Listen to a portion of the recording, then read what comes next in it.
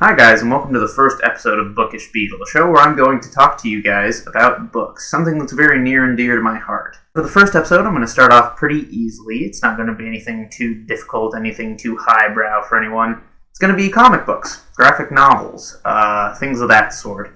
So, pretty much what I'm saying is for the first episode of a show where I want to be talking about, classics of literature, science, history, human history, our story, we're going to start off with picture books. Okay, let me take you back to a time and a place long ago in a little corner of the United States known as Tempe, Arizona. In elementary school, I didn't have to worry about a lot. That's not to say that there weren't things that I shouldn't have been worrying about. There were plenty of things that I could have been worrying about, but I wasn't worrying about them because I was a kid.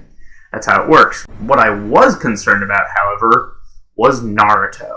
I fucking loved this show. I loved the series. I from the first time that I walked into my local bookstore asking for it, I knew that this was exactly what I was going for at that time. I've always kind of had a connection with characters that were angry. I'm just kind of an angry person in my life, so when there's a character that's angry, I can sympathize with them generally. For example, Raphael, always my favorite Ninja Turtle, because he was angry all the time. So, when I read a comic book series about a blonde-haired, blue-eyed kid who got angry a lot, it was love at first sight. Now, when I was in elementary school, it was the original running of Naruto. It was, Sasuke, Sakura, Kakashi, it was, SEAL Team 6, or whatever the fuck they were called. Team number 3, I don't know, something like that, right? It was that original running, and I was in love with it, My friends and I, we created our own system that was based off of the, the training system, where it's like there were Genin, and then there were Shonen Jump, and then there was, Yaoi. Anyways, there was a whole, it was based off the whole system, the ranking system, and we had different things. Anyways, that's not important. But what is important is that I read the entire fucking series. I read every last bit of it. I started with 1, went all the way through to 27. I loved it. It was great. And I watched the show, and it was awesome. And then around, I want to say, maybe 4th grade or 5th grade, that was when Shippuden came out. Now, like I said, I was in love with Naruto. I was in love with the series. I loved everything about it. Magical ninjas casting spells. What's not to love? But then Shippuden came out, and it just seemed off. There was something that wasn't quite there that was in the original series. There wasn't that kind of sense of camaraderie. It just wasn't the same, And so I kind of dropped off there.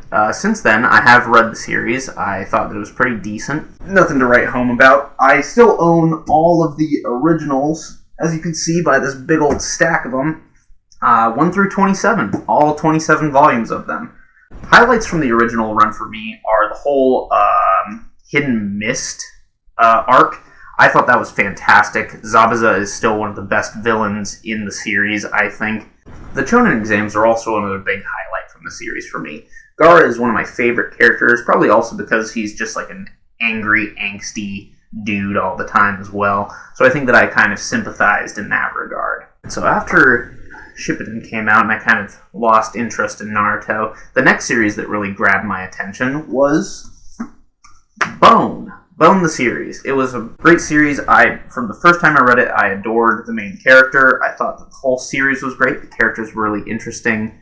It's fantasy, high fantasy for kids that don't really get the whole fantasy genre. Now, I had seen the Lord of the Rings trilogy, and I was a big fan of that, thanks to my sister for watching that and getting me into that. But Bone was a series that, as a kid, I could enjoy and relate to. It was something that, he wasn't strong, he wasn't necessarily smart, he was pretty middle of the road. He was kind of a boring character in all regards. But that was something that, endears you to him in a lot of ways. He's the underdog, it's the classic underdog story. He is the underdog. Highlight from that series was the Great Cow Race. I really enjoyed that one. I thought that, there's nothing that really gets me going like a good con. So sometime in middle school is really where the angsty teenager and really kind of just the anger and the hormones, that whole thing, that's when that really started showing up for me. And 7th grade was especially rough. 7th grade, I just felt like there was no way out for me.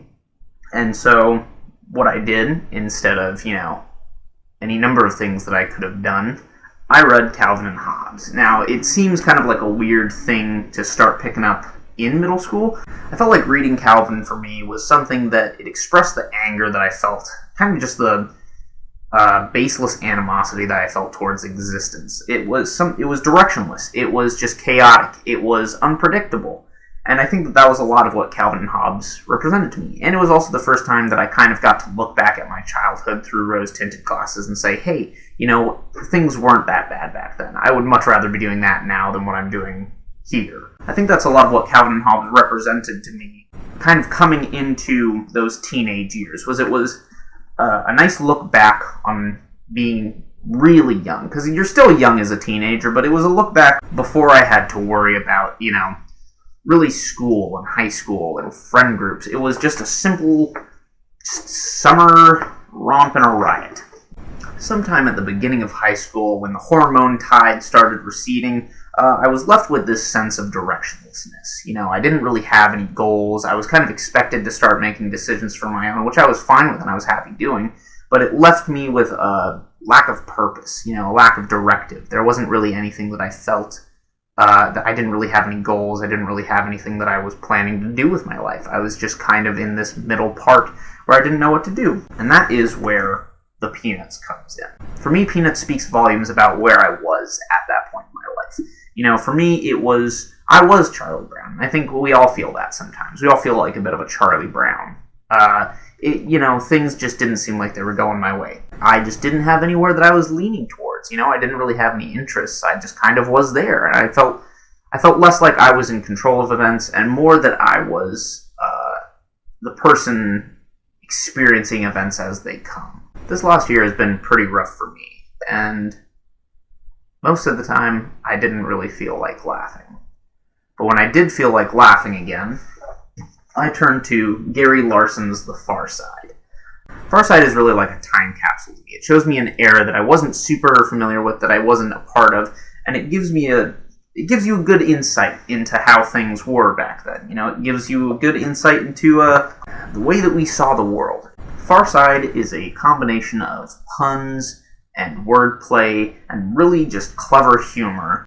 Now, even more recently than Far Side, something that I've been getting into is Edward Gorey, Amphigorey. This is a collection of 15 of Edward Gorey's works, and I have to say, it's incredible. If you haven't read Edward Gorey, or if you aren't familiar with his work, which I'm sure you are, most people have seen at least something of his work, or they have seen something influenced by his work. It is this cross-hatched kind of drawings and this Victorian macabre sensibility that just absolutely sucks you in. It's something that he has this twisted sense of humor. He has this absolutely demented side that it entices anyone who has even a sliver of comedy in them. Highlight for me is the Gashly Crumb Tinies. Now, the Gashly Crumb Tinies is an alphabet, but it's not like the ones you've seen. It's not like A is for apple, B is for ball. It is stuff like A is for Amy, who fell down the stairs. It's like Y is for Yorick, whose head was knocked in. It's pretty demented, twisted stuff, and I absolutely love it.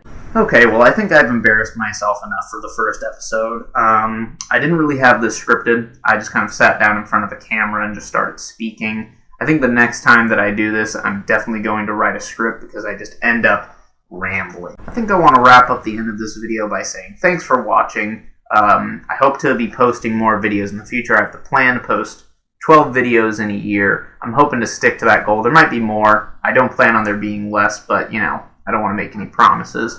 If you like this video, feel free to like it. If you didn't, dislike it, because that's how the like-dislike buttons work.